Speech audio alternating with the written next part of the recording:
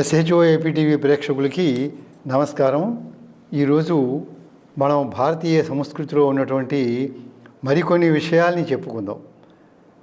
మన భారతదేశం యొక్క గొప్పదనం, ఈ దేశంలో ఆవిర్భవించినటువంటి శాస్త్రములు అవి మానవులకి ఏ రకంగా ఉపయోగపడుతున్నాయి అనే విషయాల్ని ఒక క్రమబద్ధంగా చెప్పుకుంటూ వస్తున్నాం.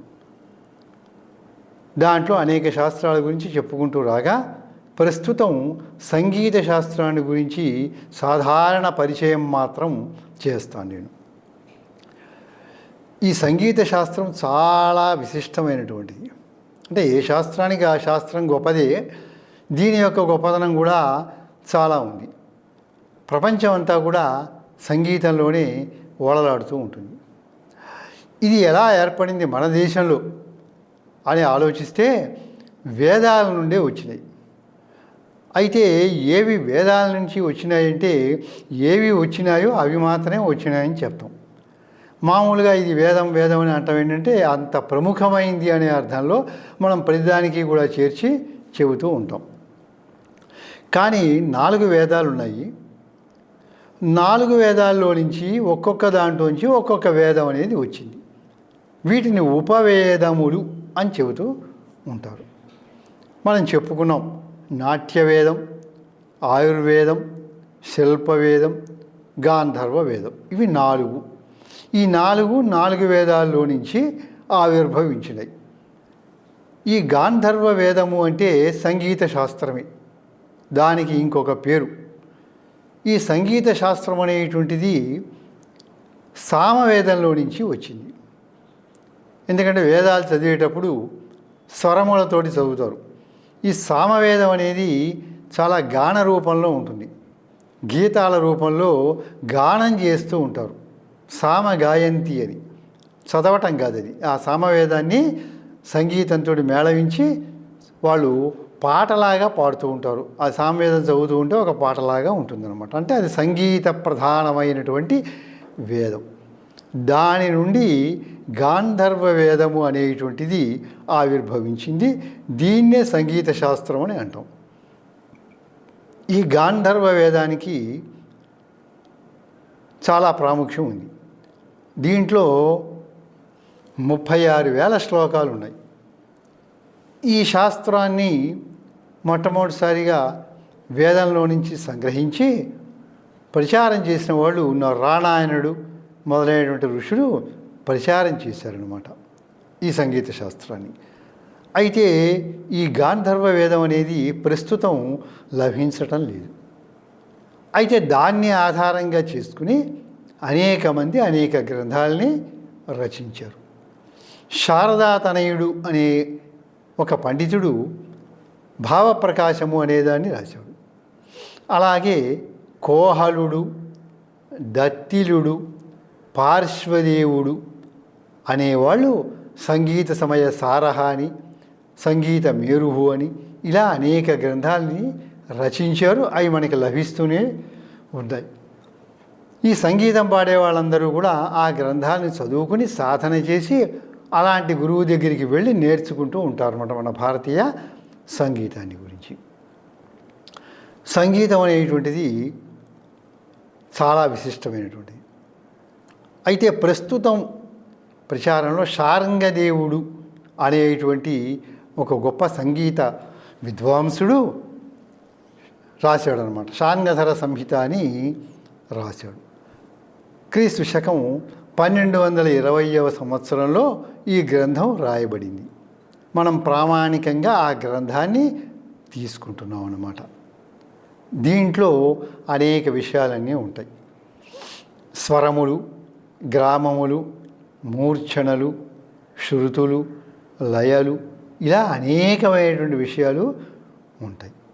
ఆరోహ క్రమము, అవరోహ క్రమము ఇలా అనేక విషయాలు ఉంటాయి. ఇది ఒక మహాసముద్రం. భారతీయ సంగీత శాస్త్రం అనేది ఒక సముద్రము అని చెప్పడంలో అతిశయోక్తి లేదనమాట. ఏ శాస్త్రమైనా సముద్రంలానే ఉంది. జీవితాంతం ఆ శాస్త్రంలో ఆ కృషి చేస్తూ ఉన్నప్పటికీ శాస్త్రం పూర్తి కాదు. అటువంటిది ప్రతి శాస్త్రము, సంగీత శాస్త్రం కూడా అటువంటిది అని అన్నమాట. కనుక అంతులేదు దీనికి. అందుకే కవులు కూడా అనంత వాంగ్మయస్యాహో గేయస్యేవ విచిత్రత అని ఒక కవి వర్ణించాడు, మాఘుడు అని ఆయన. అంటే వాంగ్మయం అంటే సాహిత్యం ఎంత గొప్పది అంటే సముద్రం లాంటిది. అలాగే సంగీతం కూడా అనంతముగా ఉంటుంది అని చెప్పాడు. వీటిలోనే సరిగమ పదనిసానేడు స్వరాలు, వాటి విశేషాలు ఇవన్నీ కూడా చాలా కృషి చేసి మన వాళ్ళు అందించారు. వాటిని ఒక సంగీత విద్వాంసుడి దగ్గరికి వెళ్ళి చాలా కాలం సంవత్సరాల పాటు సాధన చేస్తూ ఉంటే అవన్నీ వస్తూ ఉంటాయి. రకరకాల గీతాలు, మాయామాడ గీతం ఇలాంటివి వస్తూ ఉంటాయి అన్నమాట. ఆనంద భైరవి ఇలాంటి రకరకాల గీతాలు అన్నీ కూడా దాంట్లో మెళకువలు, చమత్కారాలు అన్నీ చాలా ఉంటాయి. అది ఒక సముద్రం అన్నమాట. జీవితాంతం సాధన చేస్తూనే ఉండవచ్చు, అయినప్పటికీ అది పూర్తి కాదు. ఒక చిన్న ఉదాహరణ నేను చెబుతాను. ఇద్దరు సంగీత విద్వాంసులు ఉన్నారు, అంటే యథార్థంగా జరిగిందనమాట. దాంట్లో ఒక ఆయన గురువు, ఒక ఆయన శిష్యుడు. సరే, గురువు గారు మంచం, ఇద్దరు కూడా సంగీత కచేరీలు ఇస్తూ ఉంటారు, బాగా ప్రసిద్ధమైనటువంటి వాడు. ఆయన మంచం మీద పడుకుని ఉన్నారు, వృద్ధుడు అవటం చేత. శిష్యుడేమో ఆయన వృద్ధుడే, ఆయన మంచం పక్కనే కుర్చీ మీద కూర్చున్నాడు. కూర్చుంటే కొత్త విషయాలన్నమాట. వీళ్ళంతా గొప్ప సంగీత విద్వాంసులు అయినప్పటికీ కొత్త విషయాల గురించి ఇంకా నేర్చుకుంటున్నారు. వాళ్ళు చెప్తున్నాడు ఆయన చెబుతూ ఉంటే ఆయన అంటూ సాధన చేస్తున్నాడు కొత్త విషయాల గురించి. ఇక్కడ విచిత్రం ఏంటంటే, ఈ నేర్చుకునేటువంటి శిష్యుడు గొప్ప విద్వాంసుడు. ఆయన యొక్క వయస్సు 80 సంవత్సరాలు. అలాగే మంచం మీద పడుకుని ఇంకా కొత్త మెళకువలు చెప్తూ ఉండేటువంటి గురువు గారి యొక్క వయస్సు 100 సంవత్సరాలు అన్నమాట. అంటే ఇది ఎంత గొప్పది అని చెప్పడానికి ఈ ఉదాహరణ చెప్పాను. ఈ విషయంలో ఋషులు కూడా ఉన్నారు, ఆరితేరినవాడు.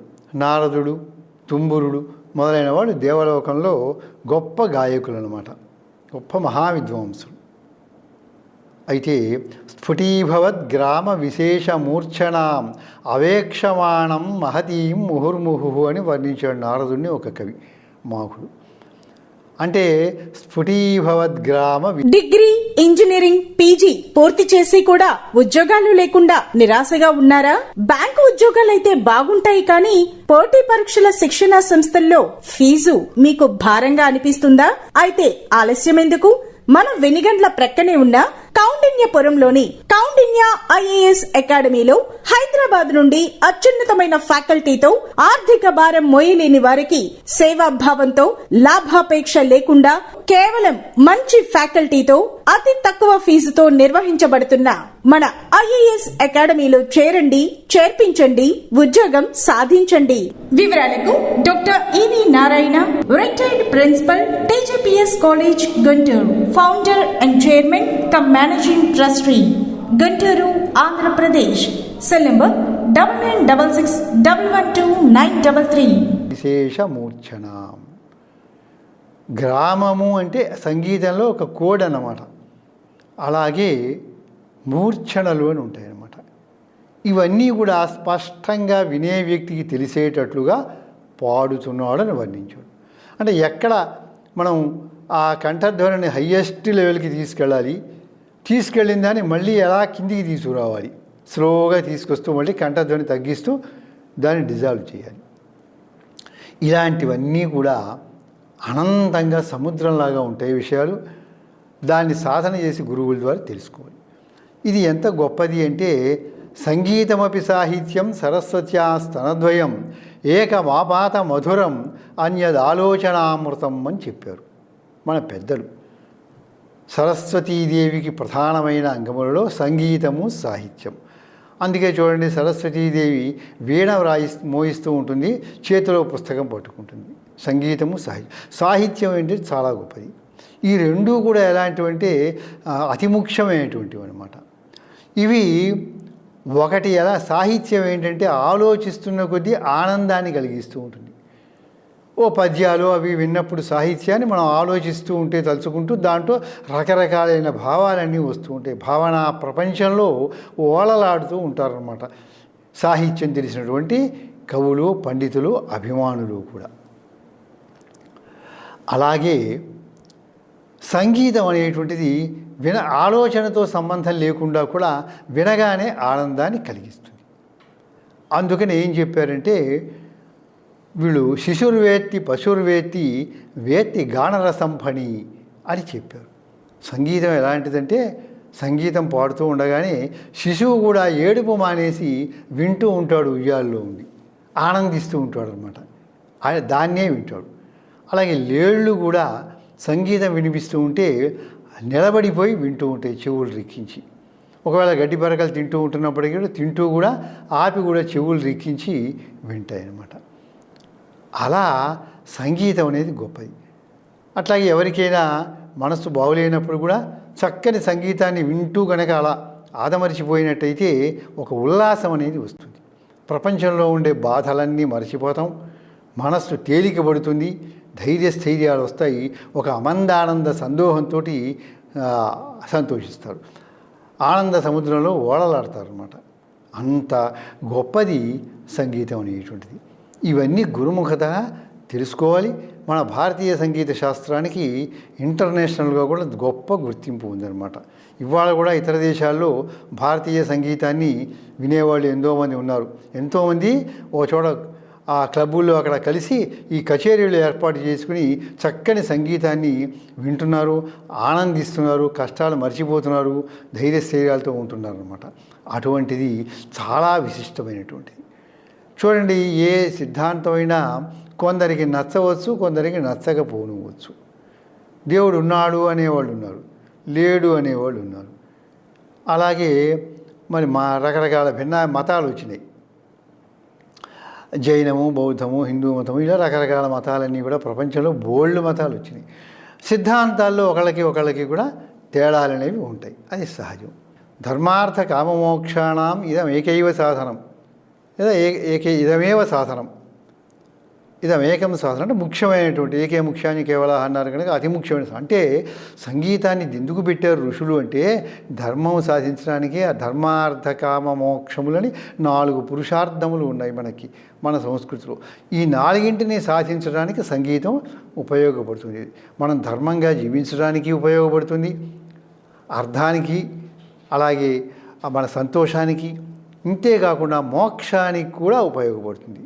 అందుకే ముత్తుస్వామి దీక్షితర్ కానీ, అలాగే రామదాసు కీర్తనలు కానీ, శ్యామాశాస్త్రి గారు కానీ, త్యాగరాజు కానీ, వీళ్ళందరూ కూడా సంగీత సాధనతో మంచి కృషి చేసి ఆ భగవంతుడిని కీర్తించి భగవంతుడి యొక్క అనుగ్రహాన్ని కూడా పొందారు. అంటే సంగీతం ధర్మానికి, అర్థానికి, కామానికి, మోక్షానికి కూడా సాధన అవుతుంది అని మనం గ్రహించాలి. కానీ సంగీతం నాకు నచ్చలేదు అని ఎవ్వడు ఉండు. భూప్రపంచంలో ఎవడైనా సరే, ఏ మానవుడైనా సరే సంగీతాన్ని నచ్చలేదని అనేవాడు ఇంతవరకు. అందరికీ నచ్చుతుంది, అందరి మెప్పుని పొందేటువంటి శాస్త్రము సంగీతం కనుక ఈనాటికి కూడా సంగీత సాధనలు చేసి కచేరీలు ఇచ్చి అందరికీ ఆనందాన్ని కలిగించేవాళ్ళు ఎంతోమంది మహనీయులు ఉన్నారు. కనుక ఇలా మన సంగీత శాస్త్రము బాగా అభివృద్ధికి వచ్చింది. మనందరం కూడా తెలుసుకుని ఆ శాస్త్రం అన్నా నేర్చుకోవాలి, లేకపోతే నేర్చుకున్న వాళ్ళ దగ్గరికి వెళ్ళి వాళ్ళు పాడుతూ ఉంటే విని ఆనందించి మనం మైమరిచిపోయి చక్కని ధార్మిక కార్యక్రమాన్ని కూడా నిర్వహించుకోవడానికి ఇది సోపానంలా ఉంటుంది అని తెలియజేస్తూ ఇంతటితో దీని పరిచయాన్ని క్లుప్తంగా ముగిస్తున్నాను. స్వస్తి.